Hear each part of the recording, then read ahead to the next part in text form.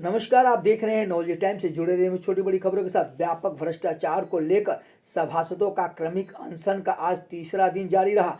आखिर ऐसा क्या हुआ कि बलिया नगर पालिका परिषद के सभी वार्डों के सदस्यों ने बैठ गए धरने पर। खबर उत्तर प्रदेश बलिया से है। आपको बता दें कि बलिया नगर में व्यापक भ्रष्टाचार के दौरान 1 फरवरी से चल रहे क्रमिक अनशन के आज तीसरे दिन 2500 सभासदों ने धरना स्थल पर हाथों पर काली पट्टी बांधकर विरोध दर्ज कराया, जिसमें नगर पालिका परिषद का अधिशासी अधिकारी द्वारा धरना स्थल पर आकर सभासदों द्वारा 11 सूत्रीय मांगों को समुचित जवाब न देने पर अधिशासी अधिकारी स्थल से चले गए। नगर पालिका अध्यक्ष ने फोन पर सभासदों को बोर्ड बैठक के लिए आमंत्रित किया तो सभासदों ने उन्हें धरना स्थल पर आकर खुली बैठक में अपनी बात कहने को कहा।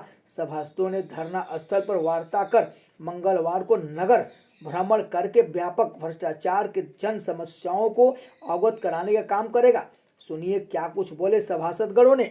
उसमें आओ, हमारी मांगे पूरी हो, चाहे जो मजबूरी हो, हमारी मांगे पूरी हो, चाहे जो मजबूरी हो। मुर्दाबाद चले, मुर्दाबाद मुर्दाबाद मुर्दाबाद। ये आपका एक परिचय।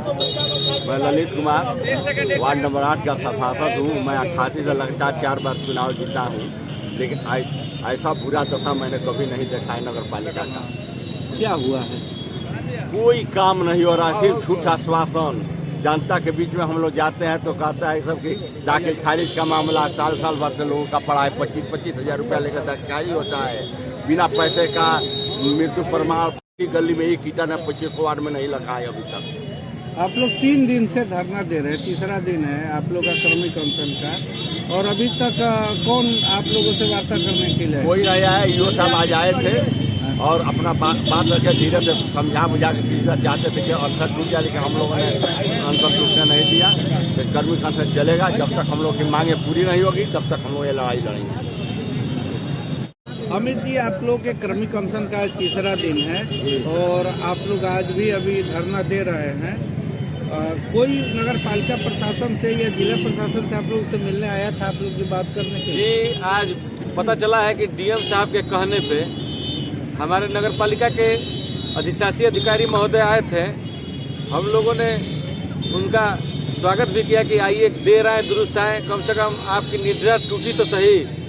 हम लोगों ने जब वार्ता के क्रम में नगर की जन समस्याओं पर चर्चा करना शुरू किया कि आपने ये बताइए कि पहले 1.5 साल में आपने किया क्या है, तो उस पर कुछ बोल नहीं पा रहे थे। कह रहे थे कि चेयरमैन साहब भी तो आप ही लोग के प्रतिनिधि हैं। हमने कहा कि अपनी नाकामी चेयरमैन साहब पे आप डाल रहे हो, और जिन बातों पे बात हुई, सड़क की बात हुई, प्रकाश की बात हुई, प्रकाश व्यवस्था में स्ट्रीट लाइटों की मरम्मत की बात हुई, पेयजल की बात हुई, तमाम बुनियादी मुद्दों पे बात हुई। जब अपने को बार बार फंसता देखते थे तो वो बात घुमा के अध्यक्ष के सिर पे ठिकरा फोड़ने का काम कर रहे थे। तो हमने कहा तब आपको आने का क्या उचित था, जब सब सारे बातों के लिए दोषी अध्यक्ष हैं। तो जब अध्यक्ष आएंगे तभी आप बात करिएगा। और इस बार ये आपके दिखावा से, छलावा से और आश्वासन से ये क्रमिक अनशन हमारा नहीं टूटने वाला है। इस बार लड़ाई आर पार की होगी और जनता के साथ किसी तरह का अविश्वास नहीं हो पाएगा। मैं आश्वस्त करना चाहता हूं कि इस बार जनता की बुनियादी मुद्दाओं को लेकर ये क्रमिक अनशन है और जनता की लड़ाई इस बार बहुत मजबूती से 2500 लोग मिलकर लड़ रहे हैं और किसी तरह का कोई समझौता नहीं होगा जनता की लड़ाई से। कल तक अगर आप लोग से कोई समझौता वार्ता नहीं होती है या आप लोग की मांगे पूरी नहीं होती है तो अगली रणनीति आप लोग की क्या होगी? देखिए, पहली बात कि समझौता का तो कोई सवाल ही नहीं उठता।